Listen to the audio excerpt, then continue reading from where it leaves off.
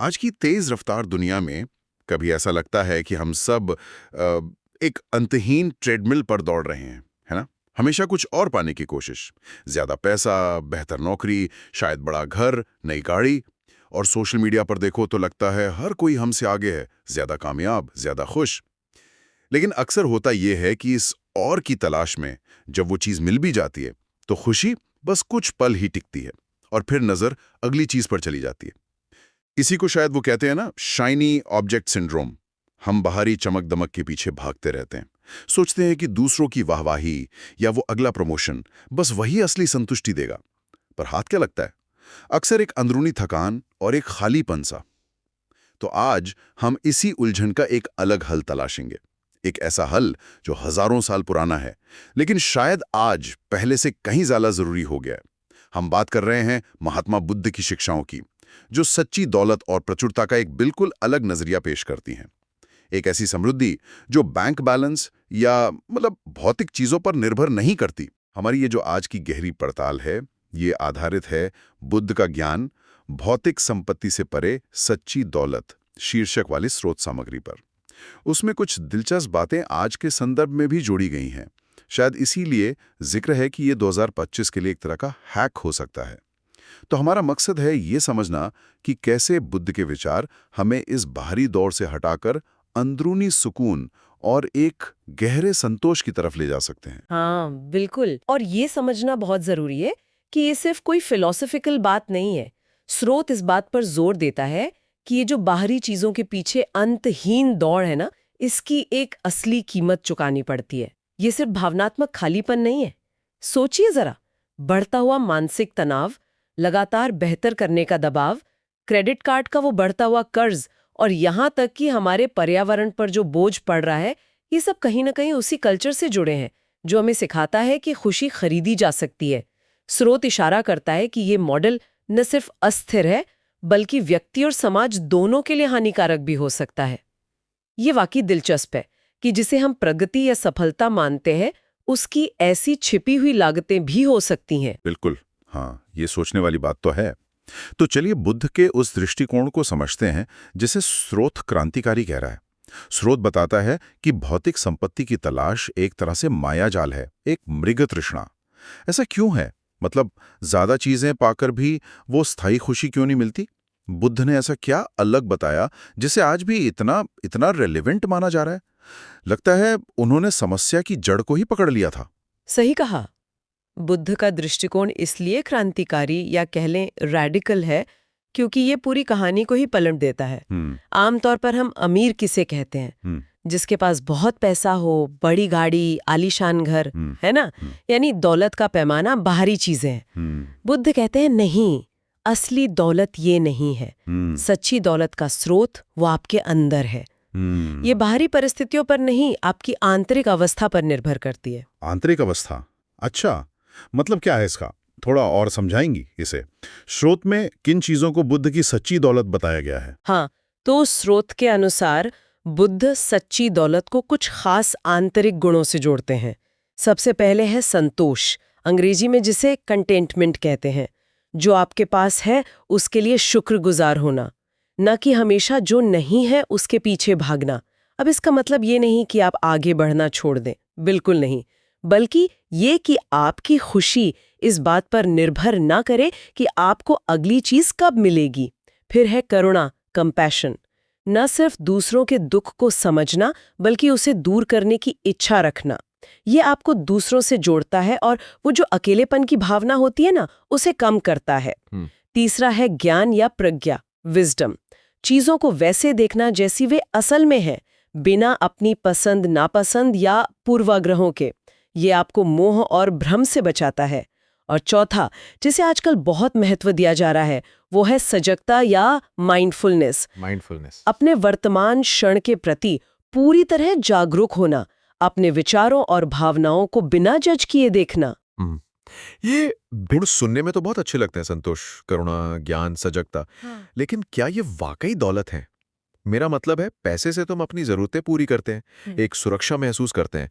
क्या ये आंतरिक गुण वो सब दे सकते हैं? ये बहुत महत्वपूर्ण सवाल है और स्रोत इस पर रोशनी डालता है। देखिए, बुद्ध ये नहीं कह रहे हैं कि भौतिक जरूरतें जरूरी नहीं है, वो हैं। वो कह रहे हैं कि सिर्फ उन्हीं के पीछे भागना और उन्हीं से अपनी खुशी को जोड़ लेना वो दुख का कारण बनता है। सोचिए ना, पैसा और चीजें वो तो आती जाती रहती हैं, आज हैं कल नहीं भी हो सकती, बाजार ऊपर नीचे होता है, नौकरियां जाती हैं।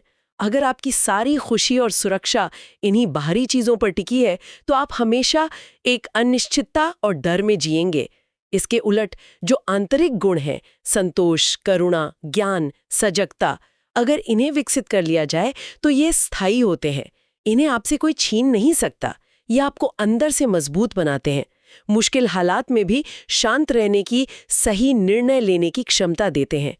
स्रोत में एक बड़ी दिलचस्प बात कही गई है कि ये गुण एक तरह का आंतरिक कवच बनाते हैं जो बाहरी दुनिया के उतार चढ़ाव से आपकी रक्षा करता है।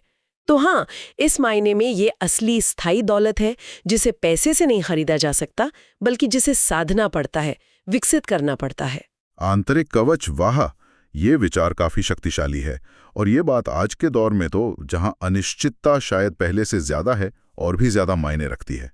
हम 2024-25 की दुनिया में हैं, सूचनाओं की बाढ़ है, सोशल मीडिया का 24 घंटे का दबाव है, आर्थिक चिंताएं हैं। श्रोट का शीर्षक भी इशारा कर रहा है कि बुद्ध के ये विचार 2025 के लिए एक तरह का हैक या समाधान हो सकते हैं। तो ये हजारों साल पुरानी बुद्धिमत्ता आज की इन नई चुनौतियों से निपटने में कैसे मदद कर सकती है? क्या ये सिर्फ सिद्धांत हैं या वाकई इनका कोई प्रैक्टिकल पहलू भी है? बिल्कुल व्यावहारिक पहलू है। स्रोत इसी पर जोर देता है कि ये सिर्फ सुंदर विचार नहीं है, बल्कि जीने का एक तरीका है। चलिए आज की कुछ खास चुनौतियों को लेते हैं, जैसे सूचनाओं का अंबार, इंफॉर्मेशन ओवरलोड जिसे कहते हैं। हर तरफ से खबरें, विचार, विज्ञापन, इससे मन बेचैन और थका हुआ महसूस करता है ना। बुद्ध की शिक्षा, खासकर सजगता यानी माइंडफुलनेस का अभ्यास, हमें सिखाता है कि कैसे अपने ध्यान को नियंत्रित करें, कैसे गैर जरूरी चीजों से हटकर उस पर टिके रहें जो महत्वपूर्ण है। ये हमें सूचनाओं के इस शोर में डूबने से बचाता है। अच्छा। और सोशल मीडिया का दबाव, वो जो लगातार तुलना करने की आदत पड़ जाती है, दूसरों की परफेक्ट दिखने वाली जिंदगी देखकर खुद को कम आंकना, हाँ, ये आज की एक बड़ी समस्या है। स्रोत इसे तुलना का जाल कहता है। यहाँ बुद्ध की संतोष और प्रज्ञा की शिक्षा काम आती है। संतोष हमें सिखाता है कि हमारे पास जो है वो काफी है, हमें खुशी के लिए दूसरों की नकल करने की जरूरत नहीं। और प्रज्ञा वो हमें ये समझने में मदद करती है कि सोशल मीडिया पर जो दिखता है वो अक्सर असलियत का एक छोटा सा फिल्टर किया हुआ हिस्सा होता है। ये हमें रोकता है दूसरों की बाहरी चमक दमक से अपनी अंदरूनी खुशी को तौलने से। करुणा भी यहाँ मदद करती है दूसरों के लिए खुशी महसूस करना, ना कि ईर्ष्या। श्रोत में क्या इस 2025 हैक वाले एंगल से कोई और खास बात बताई गई है? कोई ऐसी टेक्निक या नजरिया जो आज के डिजिटल या तेज रफ्तार जीवन के लिए विशेष रूप से उपयोगी? हाँ, स्रोत इस बात पर जोर देता है कि बुद्ध की शिक्षाएं हमें बाहरी चीजों, मतलब एक्सटर्नल वैलिडेशन के बजाय आंतरिक स्थिरता यानी इंटरनल स्टेबिलिटी पर ध्यान केंद्रित करने के लिए कहती हैं। आज के दौर में देखिए ना, लाइक्स, कमेंट्स, फॉलोअर्स, प्रमोशन, ये सब भारी मान्यता के रूप हैं। इनके पीछे भागना हमें एक कठपुतली जैसा बना देता है जिसकी डोर दूसरों के हाथ में होती है। स्रोत बताता है कि बुद्ध का मार्ग हमें अपनी खुशी का नियंत्रण अपने हाथ में लेने के लिए प्रोत्साहित करता है। एक तरीका है अनासक्ति का अभ्यास, डिटैचमेंट। इसका मतलब चीजों को छोड़ देना नहीं है, बल्कि उनसे अपनी पहचान और खुशी को न जोड़ना है। जैसे सफलता मिले तो उसका आनंद लें, पर उसे अपने अहंकार का हिस्सा न बनने दें। असफलता मिले तो उससे सीखें, पर उसे अपनी पूरी पहचान पर हावी न होने दें। ये नजरिया आज के कॉम्पिटिटिव माहौल में मानसिक संतुलन बनाए रखने के लिए बहुत जरूरी है। अनासक्ति यानी चीजों का इस्तेमाल करना, उनका महत्व समझना, लेकिन उनसे चिपकना नहीं। ये सुनने में तो सरल लगता है, पर करने में शायद मुश्किल हो। क्या स्रोत इस बारे में कुछ कहता है कि इन आंतरिक गुणों को विकसित कैसे किया जाए?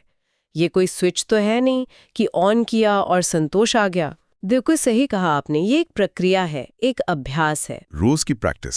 स्रोत बताता है कि इसके लिए लगातार कोशिश की जरूरत होती है।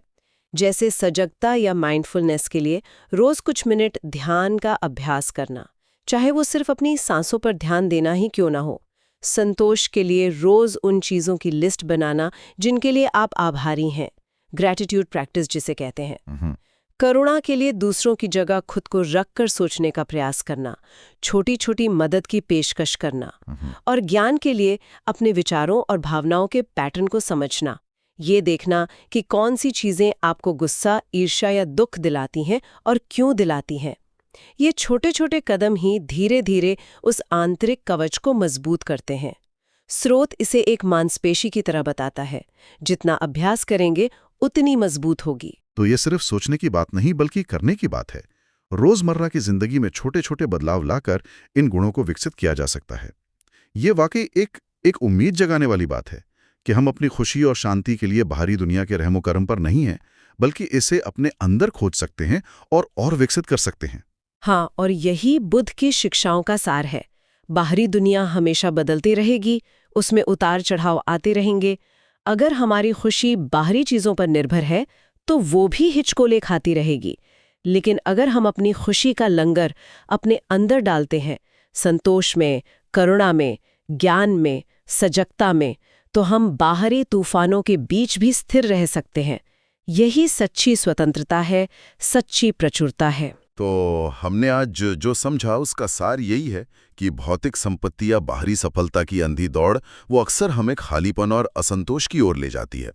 ये एक ऐसी प्यास है जो कभी बुझती नहीं। लेकिन बुद्ध की हजारों साल पुरानी शिक्षाएं हमें एक दूसरा, कई ज्यादा टिकाऊ रास्ता दिखाती हैं। वो हमें याद दिलाती हैं कि असली दौलत हमारे अंदर है।